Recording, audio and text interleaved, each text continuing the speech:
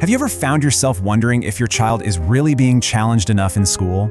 It's a question that's probably on a lot of parents' minds, and you know what? It's right at the heart of a major shift in how Ohio teaches kids to read. So today, we're going to pull back the curtain on the state's official reading standards, dig into the data, and figure out what it all really means for students all across Ohio. Okay, so here's our game plan. First up, we're going to tackle why this change was even needed by looking at something called the widening reading gap.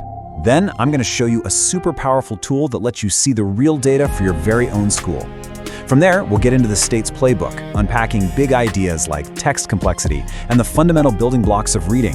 And finally, we'll see how all of this is actually making a difference in schools right now. All right, let's get right into it. So why the big push to change how we teach reading? Well, it all boils down to this really critical disconnect, a growing gap between what students are learning to read in school and what the world is going to demand from them once they graduate.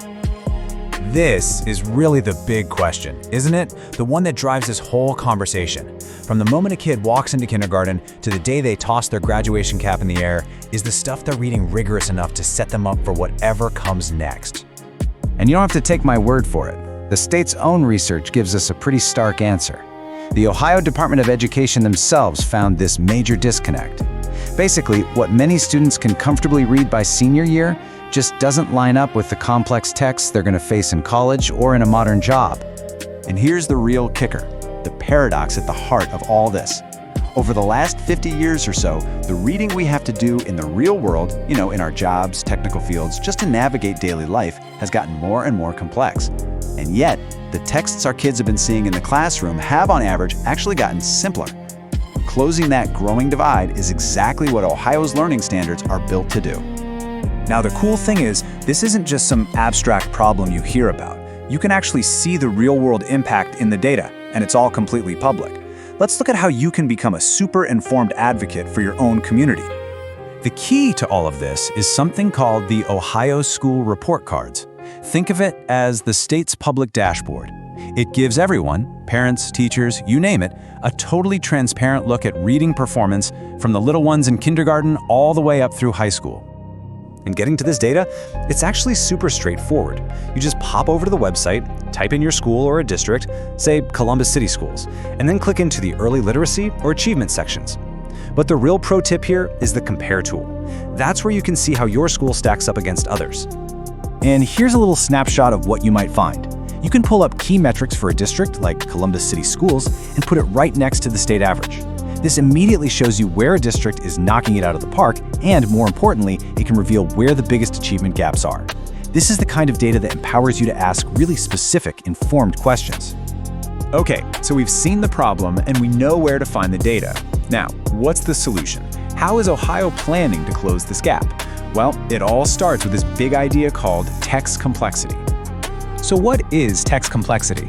At its heart, it's just a way of figuring out how challenging a book or an article is for a particular reader. But the way Ohio measures it is actually pretty smart and nuanced. It's not just one simple score.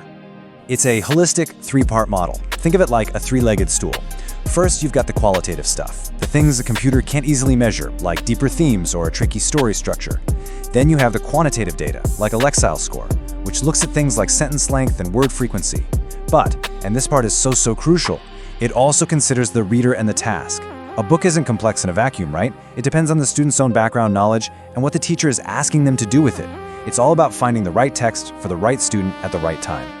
And this chart, this is basically the roadmap. It shows how those numbers translate into what educators call a staircase of complexity. You can see the recommended Lexile range for each grade level. The whole goal is to make sure students are steadily climbing this staircase year after year so that by the time they graduate, they're more than ready for the tough texts that college and careers will throw at them. But you can't ask a first grader to start climbing that huge staircase right away. You've got to give them the tools to take that very first step. And that means getting back to the absolute basics of how our language is built, what many call the science of reading. Let's zoom in on those foundational skills. The smallest, most fundamental unit is something called a phoneme. Now don't let the word scare you. It's not a letter, it's a sound.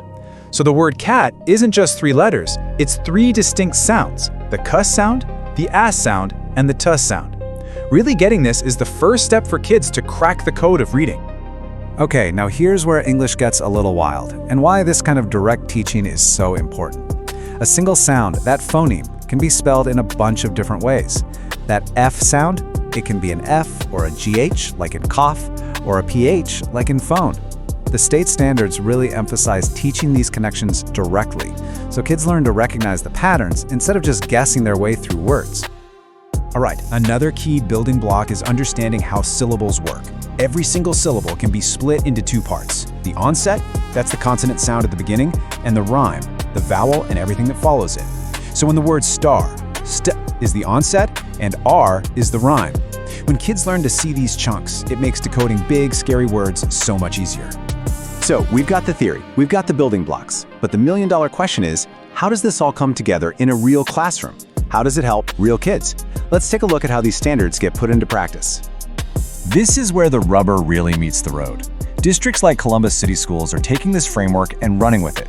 They use screening tools like the iReady diagnostic test a few times a year to pinpoint exactly which skills a student has mastered and which ones they're struggling with. That data lets them provide personalized, targeted help instead of a one-size-fits-all lesson. It's about being a detective, finding out exactly what a student needs, and then giving it to them. And you know what? We're seeing this approach really pay off. Just look at the Dayton Leadership Academies. By combining a data-driven focus on these foundational reading skills with a really supportive and positive school culture, this K-8 school has seen steady academic growth. It's a fantastic example of what happens when you put all these pieces together.